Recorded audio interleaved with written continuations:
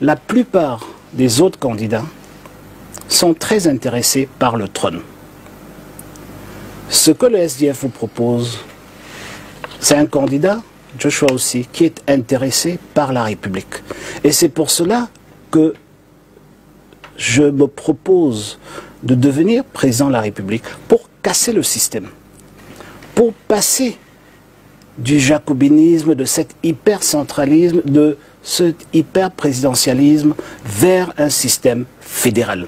Ça veut dire, quand vous ne pouvez pas ne pas payer les factures d'Isacam, vous ne pouvez pas accepter, vous ne pouvez pas être dans un système où vous acceptez que tous les légumes que nous consommons sont vendus sur des étals à côté des poubelles. Vous ne pouvez pas être dans un système où la morgue rapporte plus que l'hôpital aux soignants. Vous ne pouvez pas être dans un système où la prévention est complètement absente, y compris au niveau de l'alimentation, parce que c'est un des plus gros fléaux de santé du Cameroun, c'est-à-dire les intoxications alimentaires. C'est parmi le plus grand nombre de consultations que nous avons dans nos centres de santé. Et croire que vous avez un système de santé. Ça se tient. Le système de santé se construit d'abord par la protection des citoyens. Et la protection des citoyens veut dire la prévention. Donc, quand vous mettez tout l'argent de la santé à l'hôpital, au fait, vous êtes conscient que vous créez des malades qui doivent être accueillis de l'autre côté. Parce qu'un système de santé qui fonctionne, vous avez très peu de gens qui vont à l'hôpital. Parce que le système de santé fonctionne. Et c'est ce qu'il faut faire. Il faut changer de paradigme. Il faut arrêter d'investir des milliards à mettre des hôpitaux partout, mais investir, bien sûr, je ne dis pas qu'il ne faut pas qu'il y ait des bons hôpitaux, il le faut. Absolument. Mais la priorité, c'est d'abord qu'on n'arrive pas à l'hôpital.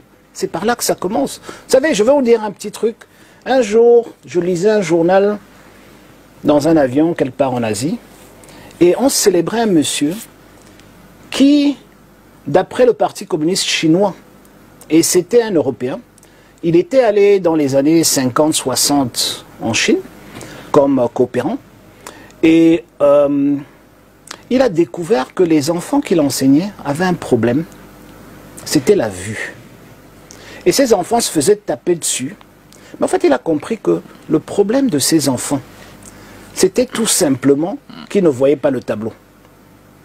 Et donc, il a parlé avec les responsables du Parti communiste de la localité, et ils ont monté un truc pour avoir des lunettes les moins chères possibles, à 30 centimes de l'euro, un truc comme ça, j'en sais rien. Et tous ces enfants ont pu finalement voir. Et j'étais dans cet avion, et je me disais, chaque fois que je roule sur nos routes, tôt le matin, je vois de centaines, des milliers d'enfants qui vont à l'école. Mais les lunettes, ça s'arrête à Bonapriso, ça s'arrête à Bonanjo, ça s'arrête à Bastos. Dès que vous êtes sur la route de l'ouest, dans le nord, le nord-ouest, le sud-ouest, vous ne voyez plus les enfants avec des lunettes. Et donc, c'est un problème de santé. Mais au niveau de la prévention, vous ne devez pas maintenant. Déjà, un, vous avez tous ces enfants qui ne voient pas le tableau, qui vont sortir du circuit scolaire. Mais deux, vous allez construire des centres ophtalmologiques à des milliards de francs, alors qu'on pouvait régler le problème en faisant des tests de vue dans toutes nos écoles primaires, en trouvant des moyens à faire des lunettes pas chères en plastique pour ces enfants ici, etc. Donc la prévention, c'est la première des choses. La deuxième des choses, dans un système de santé qui fonctionne, c'est d'humaniser le système de santé. Ok ? Il faut naturellement humaniser. Ça veut dire quoi? Ça veut dire que quand vous avez une urgence ou quand vous avez... Aujourd'hui, quand vous avez une urgence, quand vous faites un accident, vous êtes blessé, couché sur le goudron, les gens viennent prendre des photos. Ok? Ensuite, on vous transporte, on vous jette derrière un pick-up si vous avez de la chance. Si vous êtes un peu moins chanceux, on vous jette derrière un Benskin pour vous amener à l'hôpital. Quand vous amenez à l'hôpital, on vous couche par terre. Si vous avez un peu de chance, 2 heures plus tard, quelqu'un vient voir ce qui se passe. Si vous n'êtes pas encore mort et que vous avez beaucoup de chance, on vous donne un lit et puis on vous prend. Je caricature un peu, mais c'est un peu ça. Il faut humaniser tout ça. L'accès aux soins doit être immédiat. Et ça ne doit pas être... Quand on dit humaniser les soins de santé, ça veut dire qu'il ne doit y avoir aucune transaction d'argent quand il y a une urgence. Aucune. Les transactions, même si on doit payer pour la santé, moi je ne veux pas qu'on paye pour les soins d'urgence et pour les consultations. Ça, c'est mon programme. Mais même si je ne suis pas président de la République, il faut humaniser les soins de santé. Quelqu'un ne devrait pas fuir l'hôpital parce qu'il a les poches vides. D'accord. OK? Et troisièmement, un système de santé qui fonctionne doit s'assurer que le malade, quand il en ressort, n'est pas plus pauvre que quand il rentrait. Parce que ça ne sert à rien de soigner un homme et de créer un pauvre. D'accord. Et c'est ce que nous faisons aujourd'hui. Je sais que tu n'as pas le temps, mais la santé, c'est très important. Absolument. Donc, je voulais dire, nous ne nous focalisons pas sur les bâtiments, nous nous focalisons sur l'homme. Nous mettons l'homme au centre. Et en quoi ça consiste concrètement? Nous mettons l'homme au centre de nos préoccupations. J'en ai parlé. Comment est-ce qu'on met en place un système de santé qui fonctionne? Et surtout, pour que ça fonctionne, il faut que les soignants puissent être bien pris en charge, eux aussi. Et c'est pour ça que nous proposons le doublement sur 5 ans des salaires de tout le personnel du système de santé. Encore 2 ou 3 questions sur la santé. Du public. Hein. Du public. Quelle stratégie votre programme prévoit-il? Et ça, c'est important pour étendre la question. On va revenir sur la formation et l'éducation plus tard, mais on peut étendre la question sur les enseignants. Là, nous sommes en santé. Pour retenir les médecins et personnels soignants qui émigrent massivement. Je l'ai dit, le cas, on l'observe aussi dans le domaine de l'éducation et même dans le domaine de la sécurité. Nos cadres, grandement formés, de très grande qualité, émigrent pire que des petits pains. Votre programme, comment inverser la tendance? Je l'ai dit tout à l'heure. C'est une question d'offre et de demande. D'accord. Et le minimum qu'il faut faire immédiatement, et sur une période de 5 ans, parce que ce n'est pas soutenable d'un seul coup, c'est de doubler les salaires dans l'enseignement et dans la santé. Ce sont les personnels les plus importants de notre société. D'accord. Et donc, il faut immédiatement doubler leur salaire sur une période de 5 ans. Quand je dis immédiatement, c'est-à-dire que l'instrument qui met en place ce doublement doit exister immédiatement, mais ensuite, ça se fait progressivement. Il faut savoir que ça ne coûte pas plus cher aux contribuables, encore moins à l'État. Parce qu'aujourd'hui, voyez-vous, quand vous regardez le budget de la République du Cameroun, il n'y a aucune ligne dans le budget de la République où vous avez des recettes provenant du système de santé camerounais. Ça n'existe pas. Vous n'avez aucune ligne de recettes provenant de l'éducation, que ce soit de base, secondaire ou enseignement supérieur. Ça n'existe pas.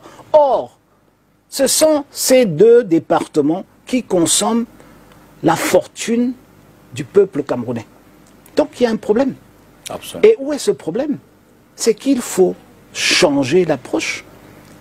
Il faut aujourd'hui, on est obligé de taxer les usagers des hôpitaux pour pouvoir arrondir les fins de mois, de façon légale, je le souligne, du personnel de santé.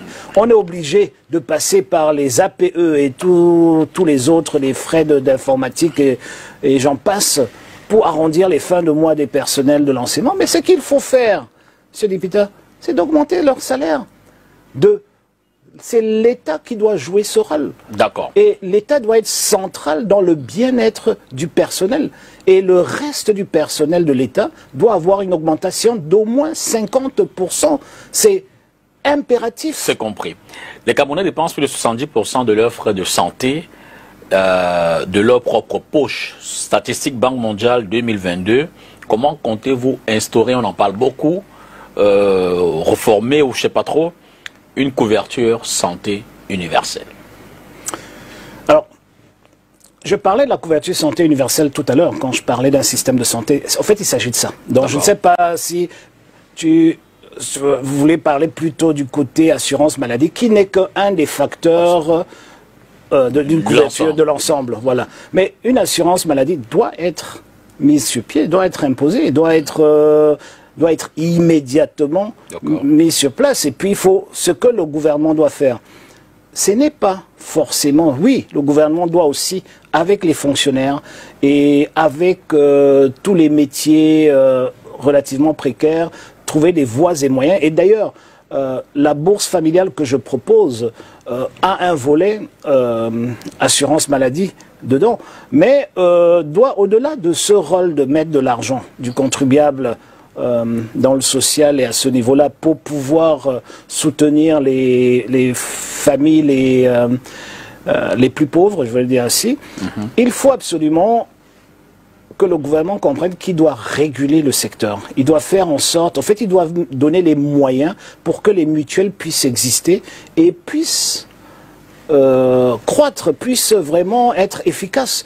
Et ça, c'est le rôle central de l'administration, le rôle central du gouvernement. Et comment ça se fait?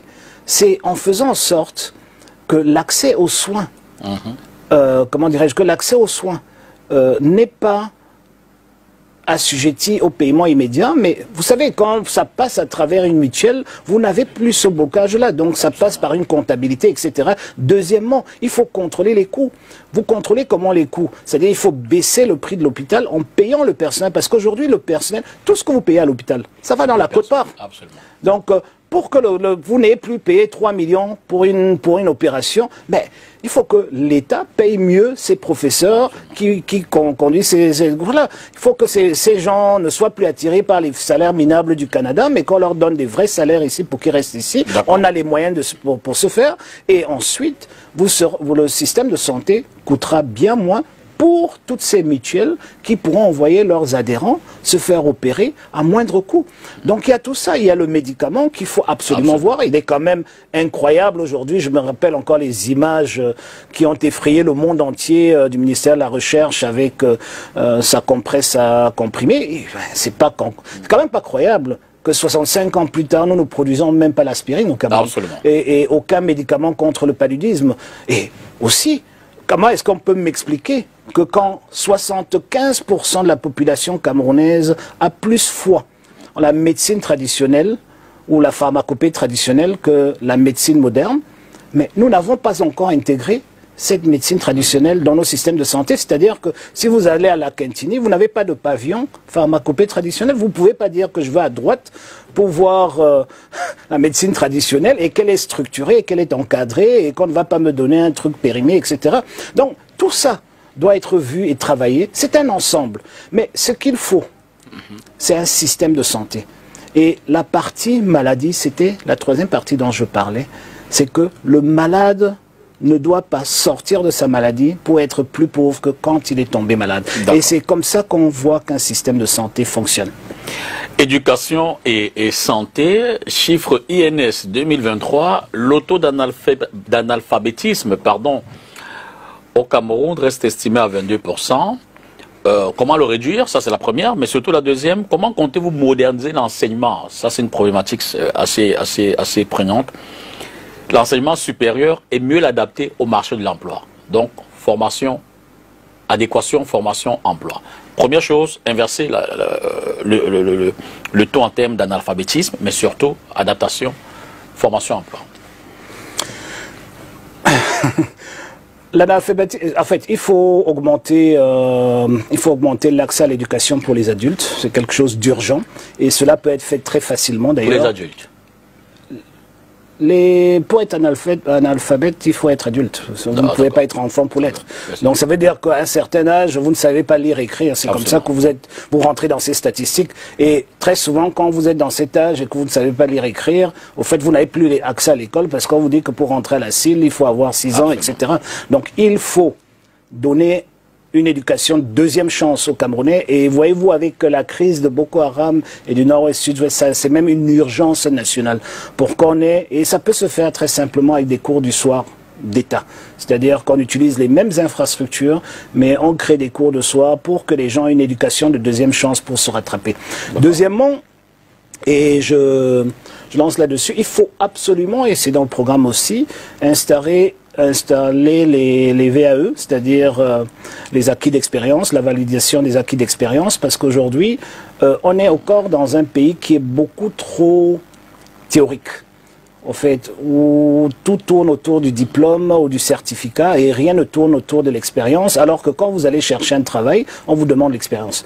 Donc la validation des acquis de l'expérience, c'est quelque chose de très important, c'est arrivé dans certains pays francophones très tardivement, malheureusement, mais c'est quelque chose qui existe dans les pays anglo-saxons depuis très longtemps.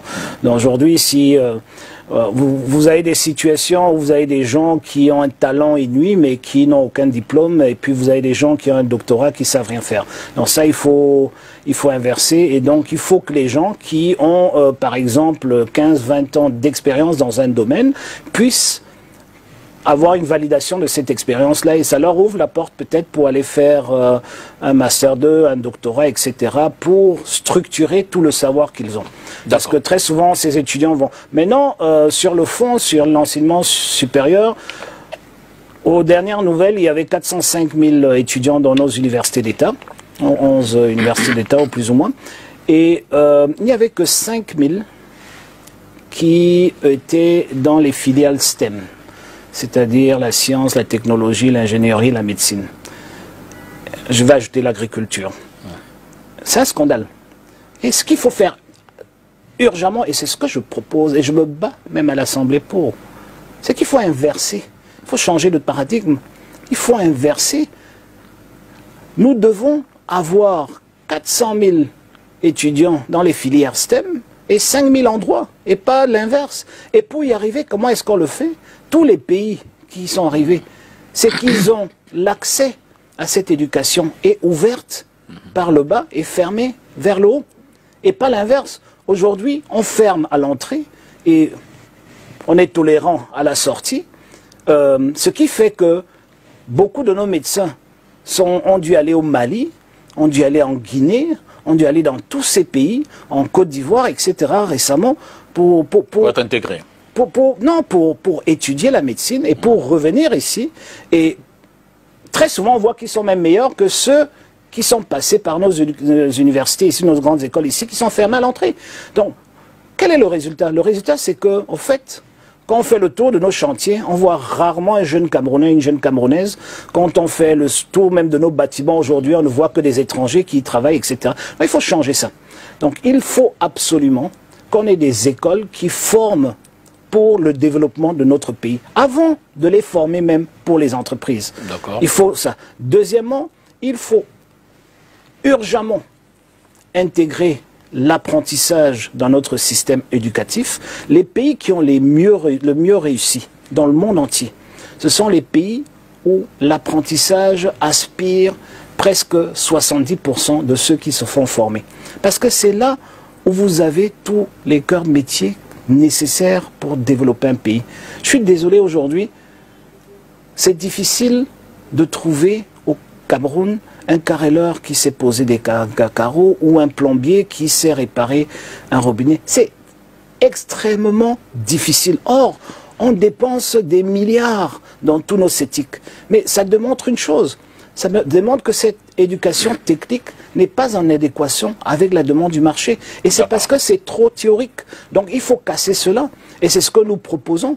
Ça veut dire que c'est une formation VTEC qui permet aux jeunes de passer 2 à 3 jours selon la filière en entreprise. Et les entreprises qui recrutent ces jeunes ont des avantages fiscaux et 2 à 3 jours en salle de classe pour parfaire la théorie qu'ils appliquent maintenant en entreprise. Comme ça, quand vous êtes formé et que vous sortez avec votre capacité ou votre BTS, vous avez aussi en même temps 3, 4, 5 années d'expérience, donc vous n'êtes plus bloqué au niveau d'accéder à l'emploi. Finalement, sur ce point, j'aimerais dire que il est très important de comprendre qu'on passe à l'emploi 2.0, c'est-à-dire que le travail ne sera plus jamais comme il était avant.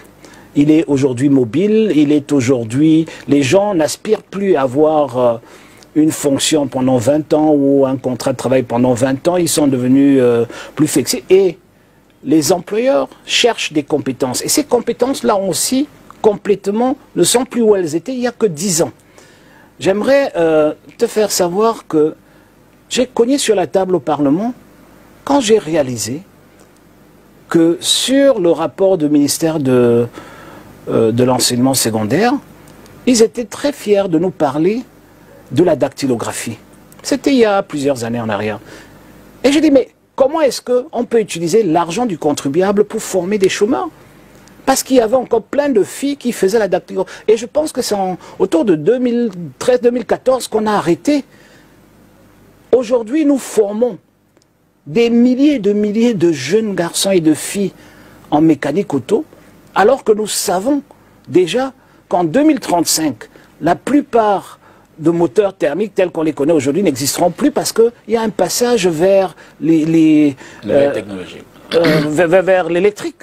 Okay, et qui est une toute autre technologie qui n'a plus besoin des compétences que ces gens sur les moteurs thermiques ont. Mais il n'y a personne qui bouge à Yaoundé, on ne fait que former des milliers de gens. Et nous savons déjà aujourd'hui que tous ces gens sont en chemin. Donc il y a cette orientation scolaire-là qui est aussi très importante parce que si, vous ne pouvez pas réussir l'intégration de vos jeunes si l'orientation n'a pas réussi. J'avais encore beaucoup plus à dire, mais... il nous reste environ 10 minutes. Vraiment, c'est un programme costaud. On va peut-être pas l'épuiser totalement. Alors, en 10 minutes, on va essayer de séquencer. Vous allez nous faire vos propositions d'un meilleur accès à l'eau et à l'électricité, dans un premier temps 5 minutes, et après on va parler un peu de culture et de sport pour contenter également ces secteurs et savoir est-ce que et concrètement ce que le programme du SDF prévoit pour ces domaines. Accès à l'eau et à l'électricité, que prévoyez-vous et qu'est-ce que ça peut coûter? Alors, je vais être bref et court. Je vais prendre juste 2 exemples et puis j'espère que je peux rentrer dans les 5 minutes. Eau. Le Cameroun veut, le SDF veut un Cameroun fédéral. Okay. Cameroun fédéral, c'est quoi? Ça veut dire que toutes les compétences sont au niveau le plus bas. C'est-à-dire que tout l'argent va au niveau le plus bas. Et nous ne voulons pas réinventer la structure du pays. Nous disons que nous avons 3 tiers de gouvernance. Nous avons la commune, nous avons la région, nous avons l'exécutif à Yaoundé. Tout doit aller vers les communes. Et uniquement ce que les communes ne peuvent pas faire, par un système, par un principe de subsidiarité, sera fait par les régions. Et ce que les régions ne peuvent pas faire, par un système, par un principe de subsidiarité, sera fait par le niveau national. Au niveau de l'eau, est-ce que quelqu'un peut m'expliquer qu'on ait besoin d'un monopole d'État pour mettre de l'eau dans un tuyau, dans un point A, pour le transporter vers un point B? Personne ne peut me dire ça. Aujourd'hui, les systèmes d'adduction d'eau performants sont contrôlés par les communes. Quitte aux communes maintenant de ne pas le faire en régie et de le sous-traiter par une entreprise comme Camwater ou une autre. Donc, pour l'eau, il faut absolument que ça se passe au niveau de la commune. Pour l'électricité, on a plein de choses à dire, mais je veux prendre juste une. C'est que, je l'ai dit tantôt, le potentiel de l'énergie solaire est de 30 000 mégawatts de ce pays. Qu'est-ce qu'il faut faire? Il faut créer une véritable industrie autour du solaire. Donc il faut déjà, premièrement, investir pour produire les panneaux solaires les plus performants et tous les accessoires dont vous avez besoin. Deuxièmement, il faut pouvoir faire ce que beaucoup d'autres pays, comme l'Espagne, comme l'Allemagne, comme beaucoup de pays asiatiques ont fait avec beaucoup de succès, c'est que vous faites des transformateurs qui vont dans les 2 sens. Ça veut dire quoi? Ça veut dire que M. Dipita Tongo, dans sa nouvelle maison, peut mettre du solaire sur le toit, et quand il ne consomme pas cette électricité, son compteur fait un compteur va-et-vient, c'est-à-dire que son compteur vend de l'électricité à Eneo. Je prends Eneo parce que c'est ce qui existe aujourd'hui. En Afrique du Sud, partout, c'est ce qu'il y a. Cela veut dire qu'au fait, aujourd'hui, dans certains ménages qui ont des très grosses toitures bien exposées comme au nord, vous gagnez de l'argent chez Eneo. Et ceux qui consomment beaucoup, avec beaucoup de climatisation, vont continuer à payer. Et ce qui veut dire que rien qu'avec ce système, et avec le solaire, et si on le fait bien, non seulement la moitié des ménages camerounais vont gagner de l'argent en produisant de l'électricité, parce que ce qui se passe d'un point de vue financier, peut-être il faut l'expliquer, parce que ce qui se passe, c'est que l'investissement est fait sur la base de votre facture. Ça veut dire quoi? Ça veut dire que si vous payez en moyenne, je dis n'importe quoi, 20 000 francs par mois d'électricité, on va mettre 2-3 panneaux sur votre toiture, donc vous aurez l'équivalent des 20 000 francs. Vous allez continuer à payer 20 000 francs, mais maintenant vous les payez pour payer les frais d'acquisition de ces panneaux. Et quand c'est comme les taxis et les motos que les gens prennent en location-vente, quand vous avez fini de payer ces panneaux-là, un système qui est mis en place et supporté par l'État, par un fonds gouvernementale, quand vous avez fini de payer ces panneaux, les panneaux sont les vôtres. Et pendant que vous avez ces panneaux, si ces panneaux produisent un surplus d'électricité, comme vous avez un système va-et-vient, donc votre compteur va en moins quand vous donnez l'électricité au système, et votre compteur va en plus quand ça prend. Maintenant, il faut aussi des systèmes centralisés de batteries et tout ça, mais ça fait partie de cet écosystème qui fait fonctionner tout ça. Ça fonctionne très bien dans les pays bien organisés. À partir du 13 octobre, le Cameroun sera bien organisé, on va le faire. Joshua, pour terminer, diaspora, culture, sport, en quelques mots. Alors, une des mesures de rupture, j'ai déjà déposé à 2 reprises des propositions de loi par rapport à ça, c'est d'abréger l'ordonnance de 68 sur le code de la nationalité, parce que je ne vois pas pourquoi des gens seraient punis parce que ils ont besoin de changer de statut pour pouvoir vivre à l'étranger. Donc ça, il faudra arrêter tout de suite. C'est-à-dire que l'article de la loi de 68 sur le code de la nationalité qui pénalise le fait d'acquérir une autre nationalité, il faudrait arrêter ça tout de suite. Il faudrait même aller plus loin. Moi, je veux qu'on donne, parce que la diaspora, quand on parle de la diaspora, au fait, ce sont ceux qui sont partis à travers l'esclavage et qui ont fui la colonisation aussi. Il faudrait qu'on trouve des moyens pour mettre dans la disposition de la loi future des éléments qui permettent à ceux qui veulent retrouver leur bercail de pouvoir le faire à travers les tests ADN. Il y a beaucoup de Camerounais qui aujourd'hui sont des éminences partout dans le monde, qui ont retracé leurs racines vers le Cameroun, mais qui sont toujours coupés de la nationalité. Je crois qu'ils devraient avoir les mêmes chances que nous autres qui sommes nés dans le pays pour pouvoir avoir ce passeport vert et être fiers d'être Camerounais. Et ensuite, il faut la mobilité de la diaspora. Et pour ce faire, il faut bien sûr le statut des Camerounais de l'étranger.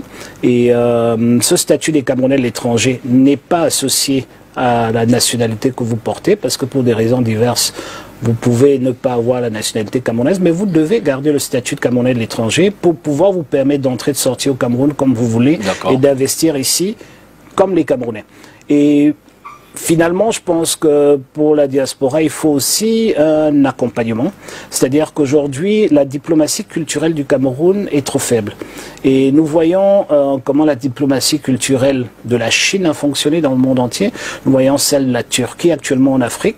Nous voyons ce que le Nigeria est en train de faire. Et je pense qu'on doit aller dans le même sens pour pouvoir investir dans cette diplomatie, ce soft power, cette diplomatie culturelle, pour que les Camerounais redeviennent fiers d'être Camerounais, pour qu'on soit présent partout. Maintenant, en sport, je pense que le sport au Cameroun est vu comme un trophée politique, et il faudrait changer ça. Le sport, c'est une véritable économie, c'est l'économie événementielle, et il faut...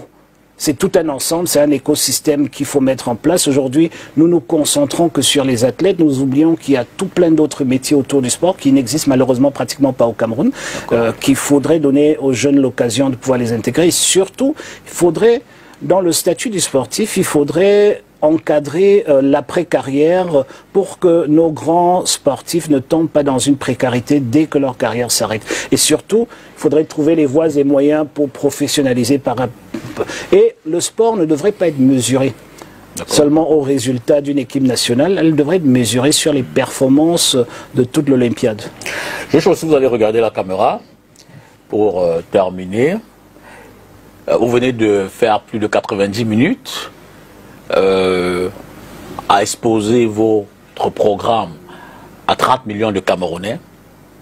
S'il y a encore un Camerounais qui doute de votre programme ce soir et que vous avez un message à lui dire dans la caméra, que lui diriez-vous?